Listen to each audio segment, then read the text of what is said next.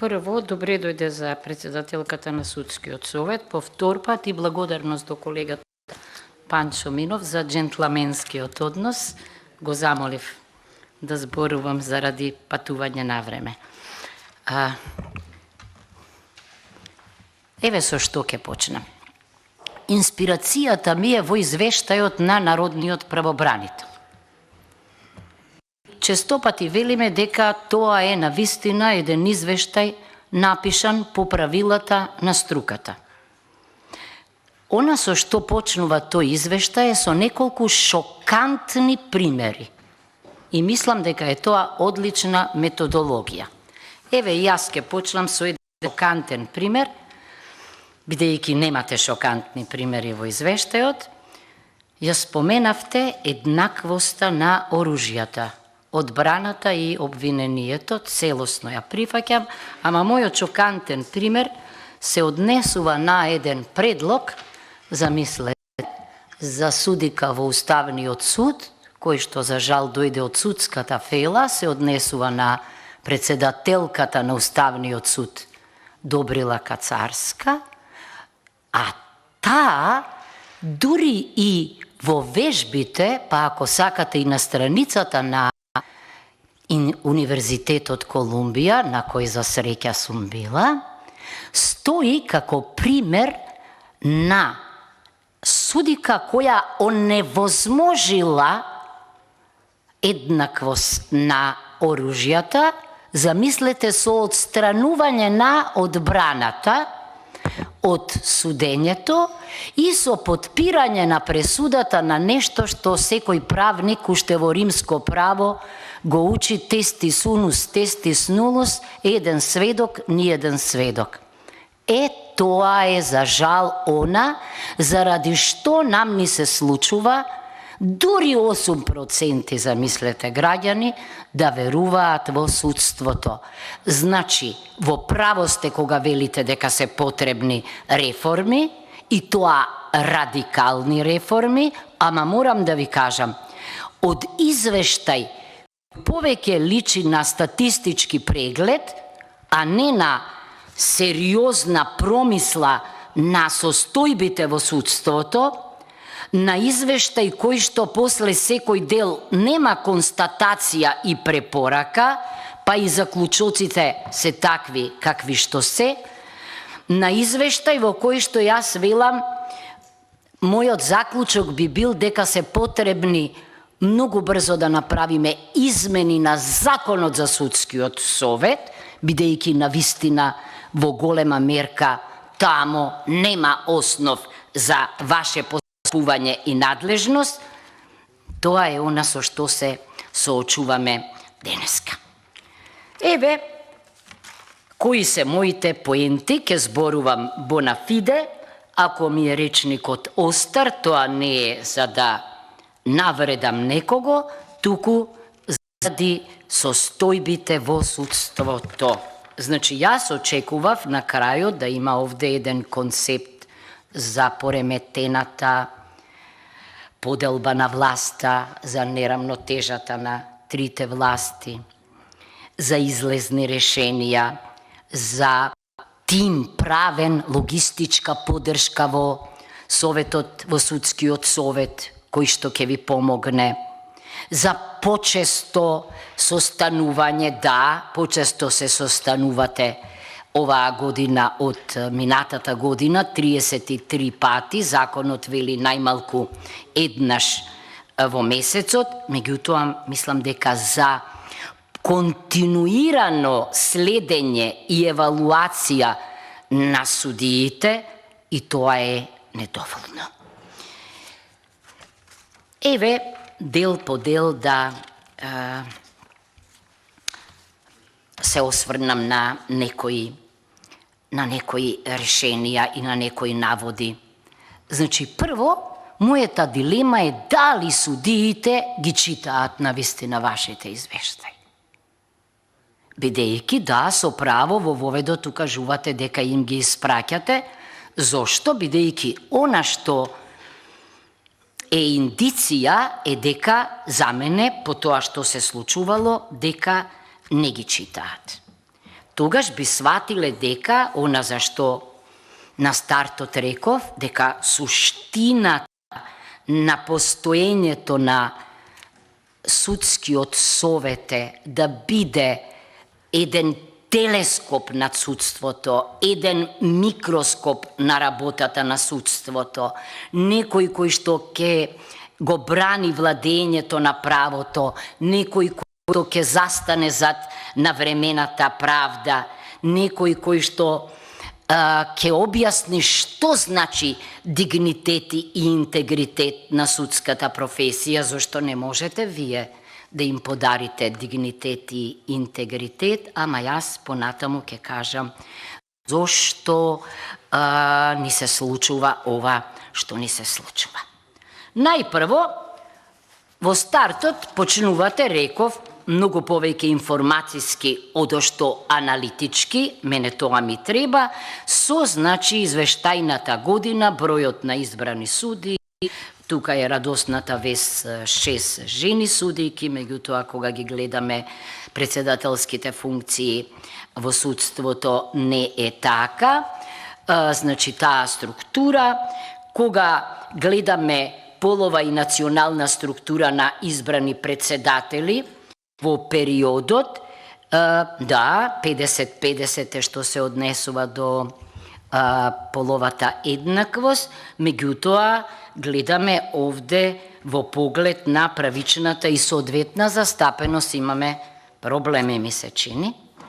33,33 и 50, не велам, мене ми е ирелевантна етничката припадност во судството, ако на вистина зад неа стојат стручноста и компетентноста, меѓутоа, многу пати сум рекла и овој пат ќе повторам дека ние начелото на правична и соодветна застапеност не го применуваме така како што треба. Никаде не може механички бројката да се отсликува на застапеноста, туку и во рамковниот во кој што се колнат многу луѓе, тамо убаво се пишува покрај начелото на стручност и компетентност. Второто важно начело е правична и соодветна застапеност. Не е така кај нас, туку најчесто една партија определува кој каде ќе биде, тоа одговорно го тврдам. Значи, дури еден пример со јавен обвинител на Виделина од Тетово го посочи овој пример, но тоа кога ќе зборуваме за Советот на јавни обвинители. Значи, кога се дава оценката, првото прашање е каков кадар добиваме од Академијата за судии и јавни обвинители. Затоа јас, кога го читав последниот предлог, имав забелешки, оти наместо трендот да биде заострување на критериумите и во поглед на оценките и во поглед на знаењето на јазиците, бидејќи треба да се повикуваме на праксата на судот во Страсбург, на праксата на судот во Луксембург, на праксата на другите судови, и во поглед на јазикот, замислете, после оној дебакл со фалсификувани сертификати за познавање на јазик, никому ништо. Што се случи? Наместо да им се оневозможи на фалсификаторите да можат да конкурираат да станат судии, се укина сертификатот и така си влегоа и си ја започнаа судската кариера на неправен начин. Она што исто така, понатаму, во среде завршен конкурс, се сеќавате, се случи наместо 200 најдобри од долу да бидат регрутирани судиите, да, заради правична и соодветна, ама не со заборавање на стручноста и компетентноста. Така се негира знаењето и на студентите албанци, и на студентите македонци, роми и така натаму. Кога зборувате за реформа, да, но морам нешто да кажам. Во сите извештаи пишува дека ние имаме повеќе судови по глава на жител од што европските држави. Исто така, сите анализи покажуваат дека судот не е полициска станица, не е амбуланта, па не треба да го има под онаму каде што има помалку од 20.000 жители. Зошто? Заради квалитетот. И јасно е дека, значи, ние, ако велиме дека сакаме да фатиме европски чекор, дека треба да видиме што се случува, зошто, кога имаме и повеќе судии, еве вашата анализа, а вие не можете тука ништо да смените, во Прустова постела сте, споредувате со лани и велите има помалку. Ама, моето прашање е, дали тоа значи дека бројката што е одредена и што треба сега да се повторува, дали е вистинската? Бидејќи, така и ќе има помалку работа, ама кога има помалку субјекти за анализа, ќе има и потемелен однос. Она што го советувам, значи е следново. Кога велите, имате кој што се однесува на одговорноста на судиите и председателите на судовите. Се обидов, еве, во држави каде што има слични тела, иако во многу тоа е Совет за суди и јавни обвинители, еден орган е, или има друг на анализа, да видам како се прави тоа. Морам да ви кажам, мора да превземете храбар чекор, похрабар, имено. Во она што го видов ја, слично како и во извештајот на Народниот правобранител, точно фигурираат заради кои дела биле санкционирани, па дури понекогаш има и личности. Да, вие велите, заради дигнитетот и интегритетот, тоа се одвива внатре во судскиот совет, ама јас па си велам, што со дигнитетот и интегритетот на судската функција, на судиите? Може би вака, кога ќе остане анонимна работата и ние овде ќе прочитаме 5-6 разрешени и така натаму, ама не знаеме зашто и како, мислам дека тоа не е правно-просветителски, па и не знам колку е етички. Затоа што, извинете, ние еднаш мораме, оти утре може ќе се најде на некоја друга функција некој од тие луѓе. Ако може во било која институција да се каже зошто некој е сменет или зошто не треба да биде избран, не знам зошто не би било тоа од судството, бидејќи вие сте тој наблюдувачот и мислам дека вака со езопов јазик, со еуфемизми, не знаеме за какви дела се работело, не знаеме за какви личности се работело, не знаеме точно, значи, што се случувало, дека не можеме да посегнеме по сериозни реформи. Велите, вие поставате се од доверлив карактер, без присуство на јавноста, но, реков, може да се опише делото, причините за санкцијата што ја предлагате, тогаш има логика, а дури и јас мислам дека и обзнанувањето понекогаш на оние кои што сурово го прекршиле правото, воопшто не биле посветени на владењето на правото, бидејќи, како и за сите, мора да постои одговорност. Велите дека во текот на 2021 година, да, се поднесени 90 барања за одговорност, или председател на суд против 142 судии, и сега, значи, ова е една импозантна бројка. Меѓутоа, кога човек ќе види што следи еден судија во Неготино за дисциплинската, по 25 барање за одговорност на судија или председател на судии се во 2 барања за утврдување на одговорност на судија или председател се презаведени и така натаму. Ова мене ништо не ми значи. Значи потенцирам. И кога ја овде следи листата еден судија на основен кривичен суд за постапка поведена во 2018 и така натаму, значи би сакала да видам причини зашто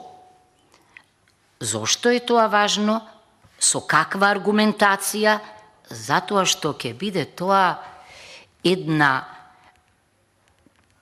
драгоцена лекција и за судиите, и за оние кои треба да се заминат, и за оние кои останале, дека не го прават тоа, туку дека се посветени и не се плашат од вашиот микроскоп и од вашиот телескоп, а на најмногу за нас граните. Вака не знаеме на што се однесуваат ниту природата на предметите. Значи, што е потребно за реформа?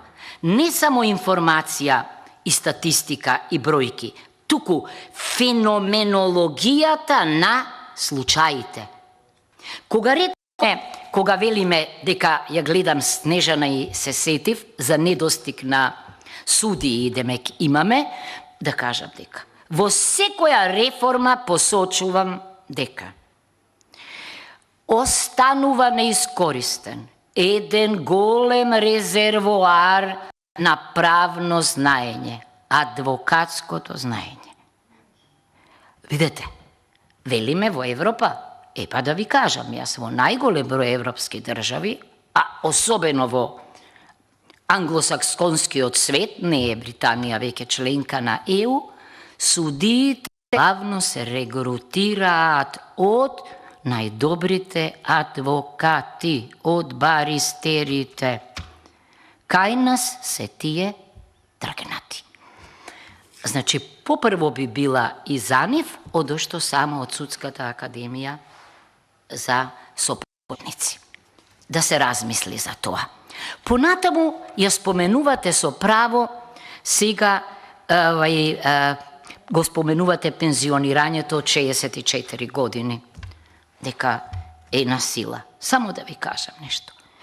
Во европските држави просечната старост на судиите е околу 60 години. Верували или не? Зошто?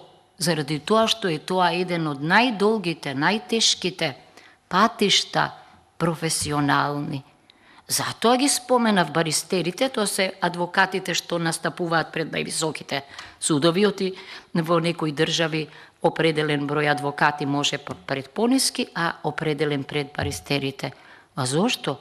Заради знаењето, заради интегритетот, заради искуството, заради мудроста, заради посветеноста.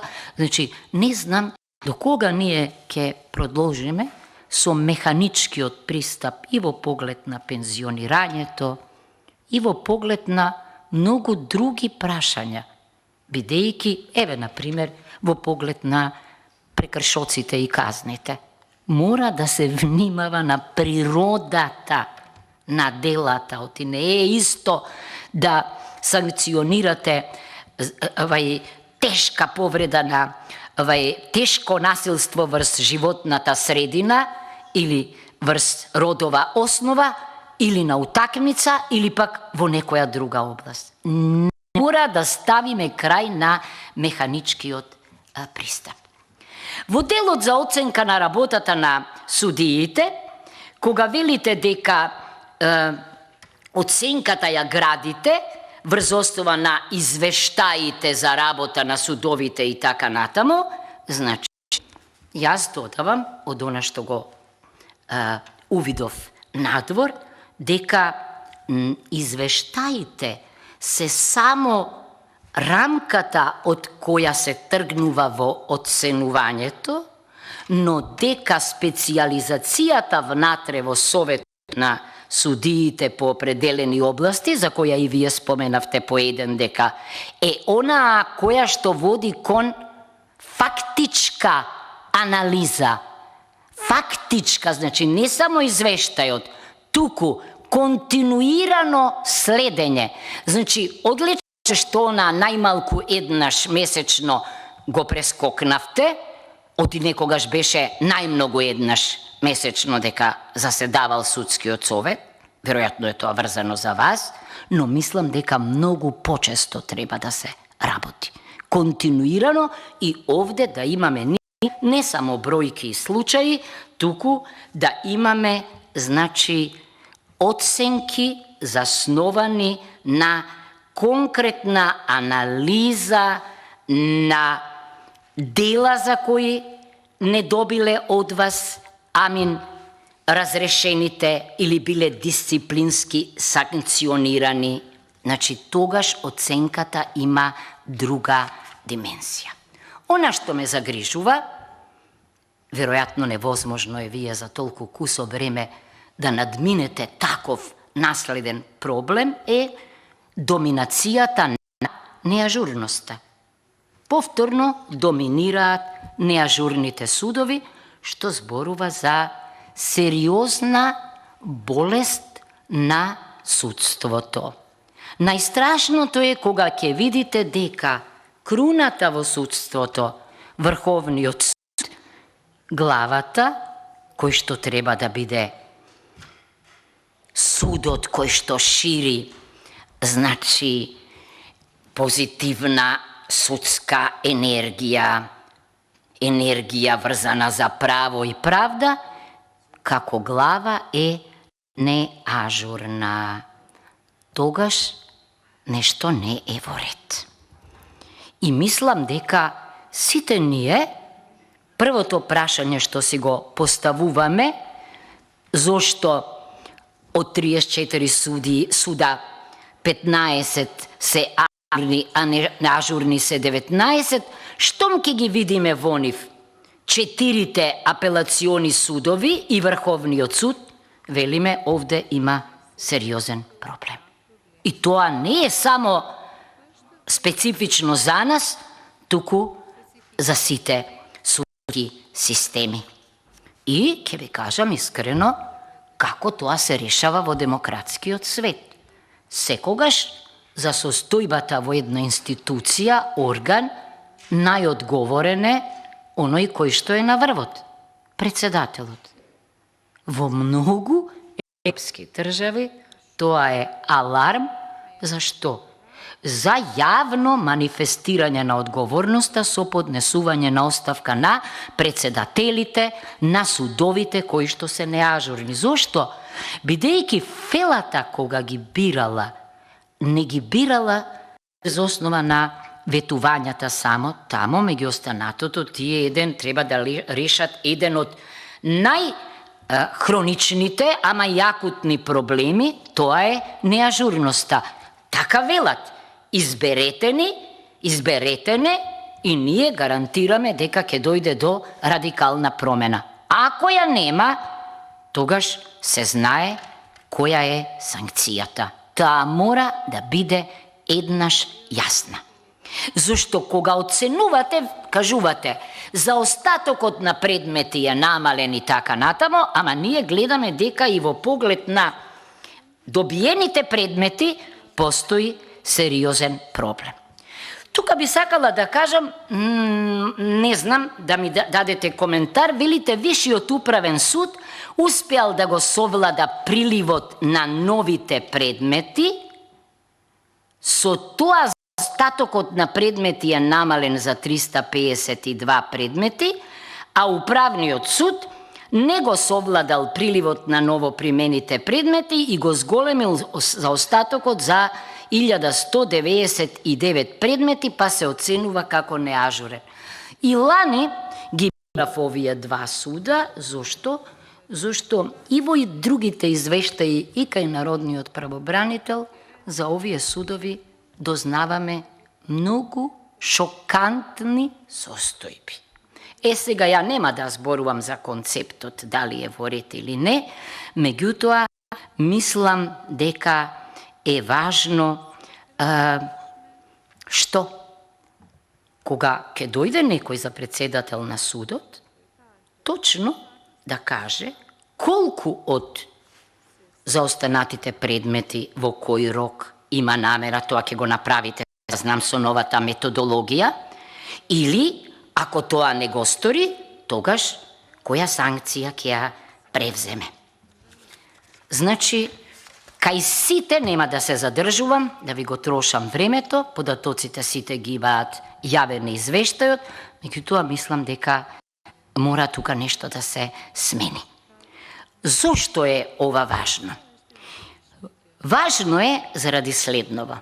Затоа што следното нешто што мене многу ме загришува е оној институт на застареност на предметите и сега стравот ми е да не постои како што има филозофија на несанкционирање, да не постои, иако е несоодветен терминот, филозофија на застарување или методологија на застарување, која никогаш не е врзана само за судијата, туку за жал и за некое друго тројство, кое не можам да го наречам свето тројство. За притисоци од извршната, за притисоци од законодавната власт, за партиски притисоци. Оти каде што има вакви феномени, има и многу важно прашање. Зашто најважното исто така во правото е навреме да се одговори на определен проблем. Тука исто така, кога ја гледам делата на состојбата, за состојбата со старите предмети, веднаш ми паѓа во очи што, да речеме, предметите постари од 7 години биле 304 во 2021, сега се 203. Пардон, намалени се за 203, сега се 101. Значи, ако го споредиме ова со предметите постари од 3 години, ова е занемарливо, иако лоша ми е споредбата. Кај постари од 10 години, 29. За 29 е намален заостатокот, значи од 157 во декември 2021 111. По мене, кога некој суд планира, председател на суд суди, што прво ќе направи? Дајте да исчистиме тоа што е многу одамна, бидејќи уште позадоцнетата правда е многу проблематична и тоа ќе создаде немир не само кај директно засегнатите граѓани, кои кого го чекаат, туку и кај сите нас. Значи, да барате од нив да направат точно да имаат план како ќе се справат со овие проблеми, ако сакаме да речеме дека нема заостанати предмети или во мал процент има. Кажав за исклучок зошто не барала судската фила ме чуди кај 64 годишната јавност и старост и објаснив како е состојбата во европските држави. Значи, сакам да кажам, овие 3 елементи што ги напоменав, може да бидат во функција на она што вие го промовирате или се обидувате за еден системски пристап во решавањето на проблемите, кој за мене нормативно почнува. Бидејќи да, пред секој ваш извештај го вртам Законот за судскиот совет и гледам какви му се овластувањата, споредувам со слични надзорни тела надвор и гледам дека овде има декоративни елементи, бидејќи беше, како што препорача Венецијанската комисија, важно некои независни органи да постојат во оценувањето на судската функција, иако во многу држави ги нема, но мислам дека нема полошо од тоа ние да викаме по вас, да ги анализираме вашите извештаи, а вие да не упатувате на законот според кој не можете да го сторите она што ние од вас го бараме, затоа што нема правен основ за тоа. Ама останувате вие според законот за судски совет, како некој кој што контролира, надзира, упатува, санкционира и слично. Делот за следење и оценување на работата на судиите се врши еднаш на 4 години редовното, а во редното значи при конкурирањето на избор на судија во повисок суд или председател на суд или за член на советот. И тука имам забелешка и предлог, мора да постои едно е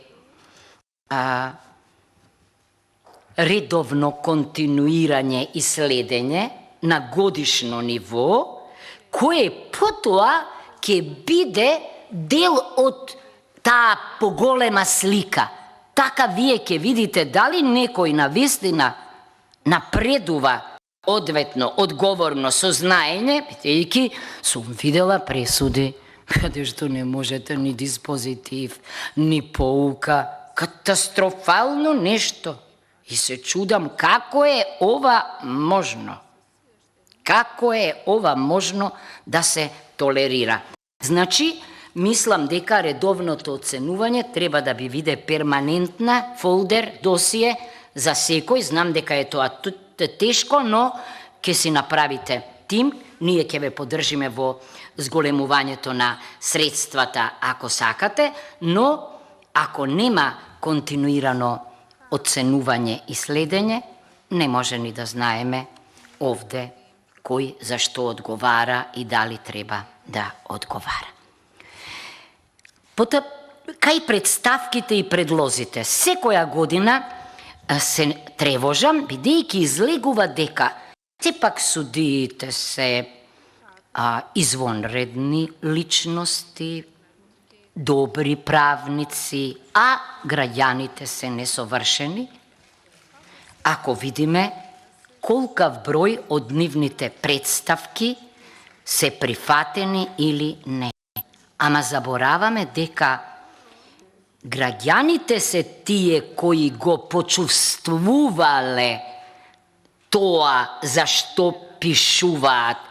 Сигурна сум дека голем дел од граѓаните не уживаат да се допишуваат со вас и да ги изнесуваат проблемите, туку тогаш кога нивниот живот ќе биде комплициран заради несоодветната или задоцнетата правда, заради газењето по правото, заради заборавањето на етиката, тие реагираат. Значи, и тука ми недостигаат поконкретни објаснувања, точно за природата, зошто не се прифатени. Оти вака, кога ја гледам голата информација, таа многу не ми зборува. Значи, во бројот на представките завршува и сега вие имате една констатација дека за жал најголемиот број на представки се однесуваат на судовите на апелационото подрачје на Скопје и сега мојата дилема, прашање е, па тука би требало можеби најмалку да има заради можноста за повеќе кандидати, заради правните факултети кои се лоцирани овде, заради локацијата на Академијата за судиите, заради тоа што би требало да бидат некаков пример и така натамо, но тоа не е така. Што сакам да кажам дека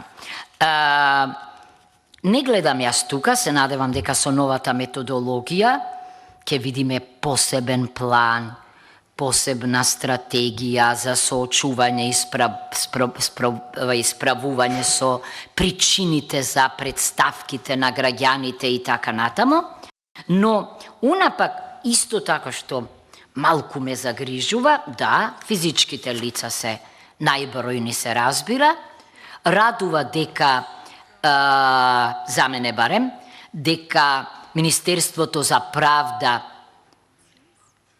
е второ по поднесување на иницијативи. Шокантно е што ниту една не дошла од оваа институција. Понатаму, Државната комисија за спречување на корупција, 12, јавно обвинителство 0, некој кој што е како ден и ноќ со судиите, како сијамски близнак, најбрзо може да ги види проблемите и кога слушаме по телевизиските емисии, по дебати, едните жестоко ги критикуваат, другите и обратно, ама овде кога треба да ги заштитат интересите на граѓаните, пред еден квалификуван орган, тело, некако ги нема. Да, вие ги споменавте, јас секогаш кога ги читам вашите извештаи и извештајот на Европската комисија, го читам и извештајот во сенка, бидејќи многу релевантен. Од сенка се гледаат многу работи, но овде гледам кај невладините организации и непрофитабилни здруженија на граѓани представки вкупно 2. Значи, чуварот на граѓаните се невладините организации. Кучето чува, кое што треба не само да лае, туку не ни лае овде, да каса по оној што ги крши правата на граѓаните, овде само со 2 представки.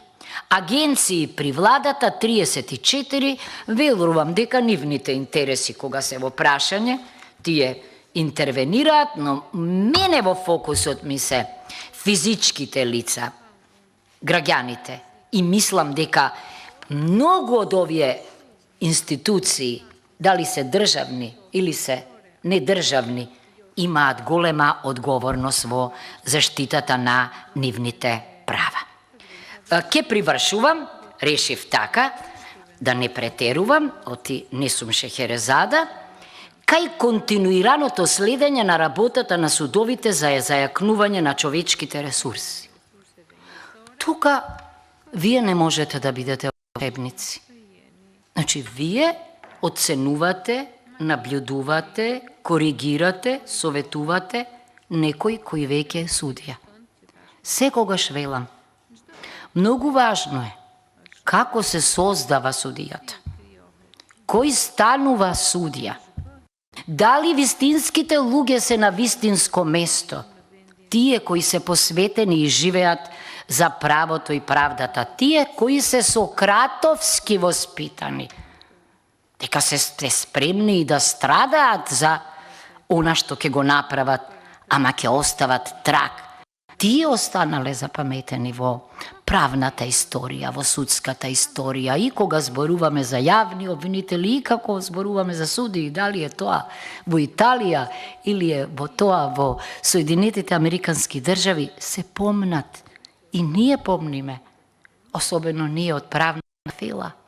И ние помниме суди, ние помниме чувени адвокати, и затоа секогаш јас велам дека има адвокатска комора, има адвокати од кои судиите интелектуално се плашат од нивните аргументи, има судии кои станале адвокати, чуден процес, иначе непознат многу во компаративното право, ту обично адвокатите стануваат суди, а не судиите адвокати, знаеме од многу причини, меѓутоа, мислам дека затоа е многу важно во Академијата за судии кој, како, кога ќе влезе, од кого ќе се обидеме ние да најдоброто да го извлечеме во правната професија, и повторно стално упатувам да се промисли што се маргинализирани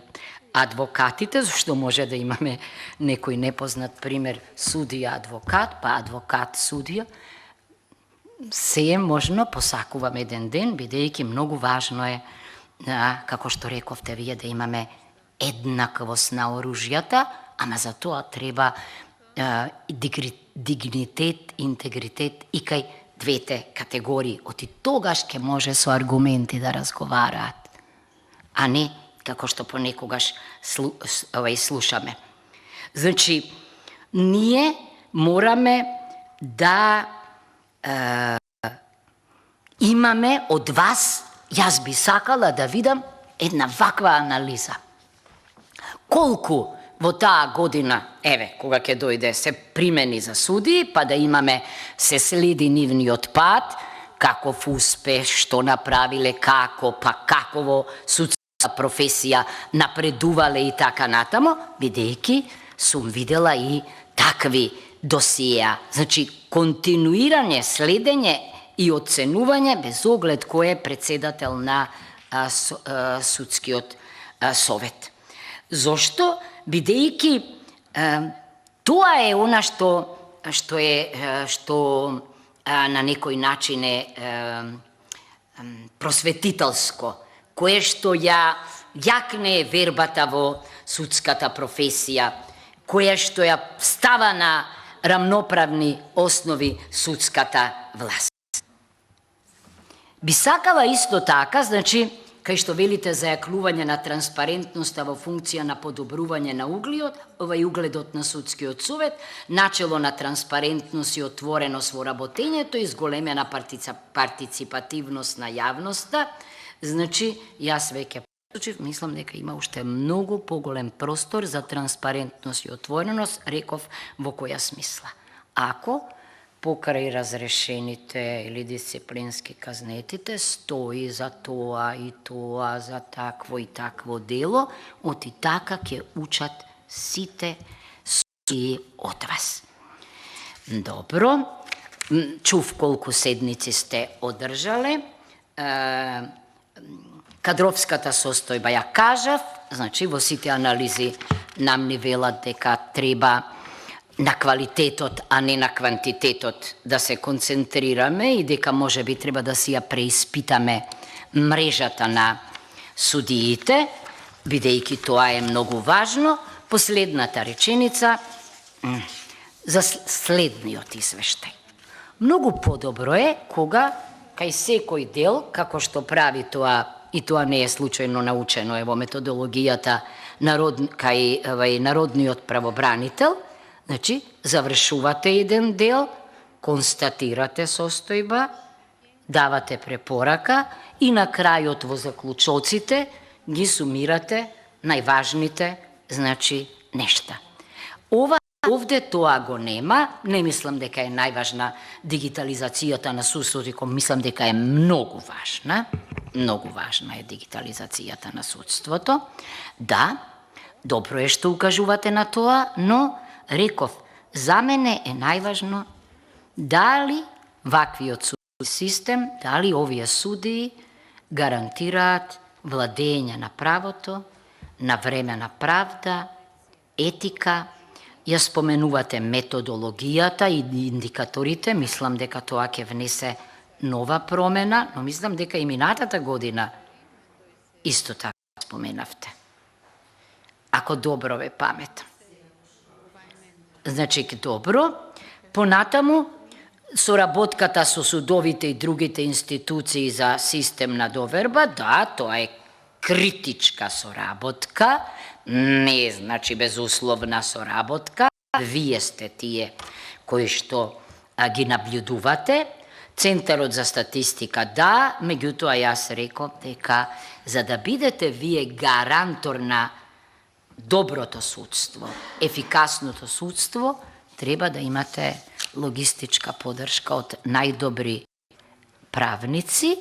Понатаму, каде што го споменувате следење на корупцијата во судството, многу поважно е превенцијата на корупцијата, што реков, зависи од профилот на судиите, од начинот на кој што станале судии, начинот на кој што напредувале во судската функција, на секој од нас правниците.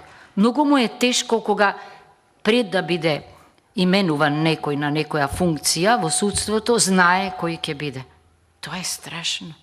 Погубно е. Да не кажам дека е, не знам, како да е, што напиша професорот Бадинтер, нели, убиство во присуство на јавноста. Зборува за смртната казна, ама и за тоа што понекогаш се случува со судството. Значи, ако во судството се најдат вистински луѓе. Ако во судството се најдат луѓе кои се тамо заради критериумите, а не заради партиската блискост. Ако се најдат во како судии луѓе кои што живеат заради професијата и вокацијата и на кои им е најважна правдата, тогаш мислам дека ќе може да зборуваме за правна држава. И на крајот да ве насмеам, значи велат дека ваквите органи како органот со кој што вие раководите треба или дека редовно страдаат од инсомнија, од неспиење, дека дење ноќе размислуваат не само за оние кои ги оценуваат и евалуираат, туку прете за оние заради кои е потребна вашата помош и евалуација.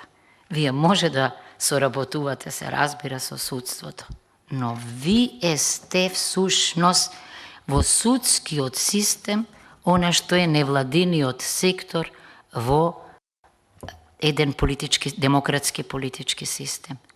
Некој кој што, значи, е тамо заради правото, правдата, заради моралот, многу од се заради важноста на судството во секоја држава. Дека не смее судскиот систем по пореметената рамнотежа на власта да биде маргинализиран најчесто од вршната власт, туку дека треба да биде рамноправен, почитуван партнер. А ние сме тука исто така да изразиме не само критика, туку и почит и да поддржиме реформи во судскиот систем, кои што според мене се неопходни и треба да почнат врз основа на искуството. Инаку често го менуваме законот ние. И мене за тоа ме шокира како не влегле во измените нештата кои што се неопходни, бидејќи за ваша одговорност треба и правен основ. Значи, се што кажав беше, верувајте ми, со добра волја, бонафиде. Мислам дека сите нас кои имаме врска со правото, многу не засега што се случува во судството.